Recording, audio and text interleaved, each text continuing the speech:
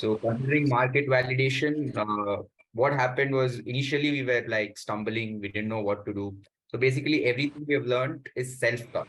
Like we've not had any business lessons over it because we come from engineering background. We don't know how you validate a market, need for this and all that stuff. Maybe here and there mentors did help, but there was a lot of things that we had to do ourselves to process that forward. So we did a survey, we did an on-field survey and also an online survey with 1,000 plus patients and 50 plus doctors in Bangalore. So also in covering major cities like Mumbai and Delhi also. That's how we started off. So that took around eight to 10 months of understanding what the market needs. We listed down all these startups at what phase of the problem they're trying to solve. If you bring in a health tech startup right now after COVID, post COVID, people compare it with Practo. So that thing that happened with teleconsultation, they thought it was a revolution, but it's falling back yet again because of the problem is that physical consultations are still the best. People in India still want to go visit their doctor, but they're not sure about what's going on. So that is So, how we and also, understood that uh, the companies, what they're trying to do and where they're trying to focus. That was our primary focus. That was our primary research. And then we moved on to speaking to doctors, our potential customers. And in that, we found that around 85% of the people, out of those 1,000 people, 85% of the people experience more than 45 minutes plus of waiting time.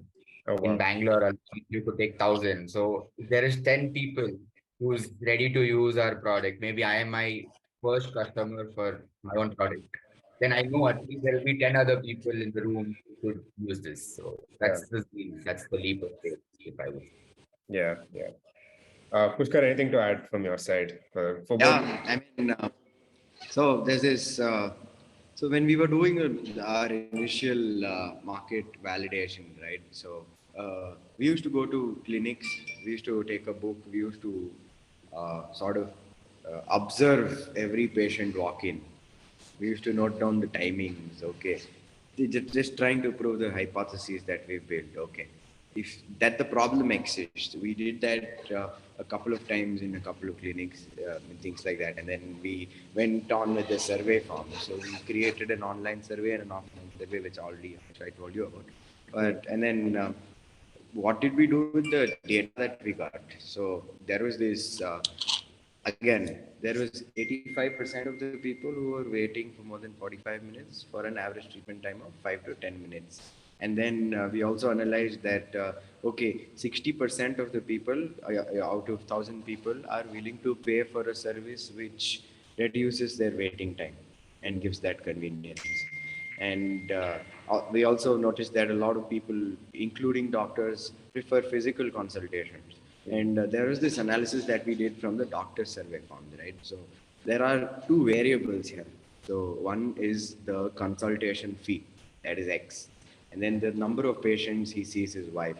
Okay. Now these two variables can be made a constant. The consultation fee can be made a constant with the inception of our technology. That means if a doctor is charging 500 bucks, there is a possibility where he can make it 550. So there's a sudden increase in his revenues, even if it's fractional. And the number of patients he sees in the week is still variable, but we are saying maybe there might be an increase because of the service that we are offering, and there's convenience, there's more customer retention and loyalty. So both of them combined, if the doctor is making for per se, like if he charges 500 rupees a consultation, and if he sees 50 patients a week, he makes 25K a week, and then he makes 1 lakh a month. Now imagine that 50 patients at least grows by 10% to 55, and then his consultation fee is 550 rupees now. At the end of the month, he's making somewhere around at least 15 to 20 to 25K extra because of these small change in variables that is happening through our technology. That is what we analyzed. And we also asked them the paying question there. How much commission are you guys willing to shell out per consultation?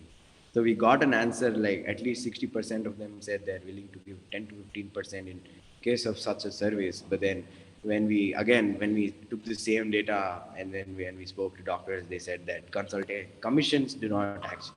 So there is mixed response to commissions and subscriptions. Some doctors want to pay subscription, some doctors want to pay commission.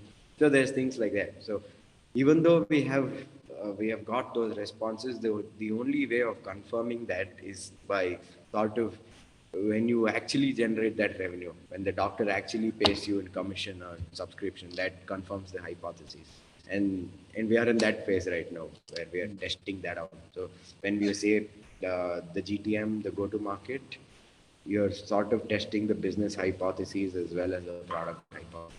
So whatever analysis that we've done, that's the hypothesis that we've built on. And in the GTM with the product, we just prove that hypothesis. Yeah. And Yeah, see I think where we can tweak. Yeah, I think that just goes to show how important like an extensive amount of market research and market validation for an idea is, right? Because now when we're talking about your launch as well, which is fingers crossed will be super successful, you already have so much evidence of doctors that you've spoken to and real problems that both patients and doctors will probably have told you when you were on ground in the clinic for so long. So I think, yeah, that just goes to show how much effort is probably needed at that stage.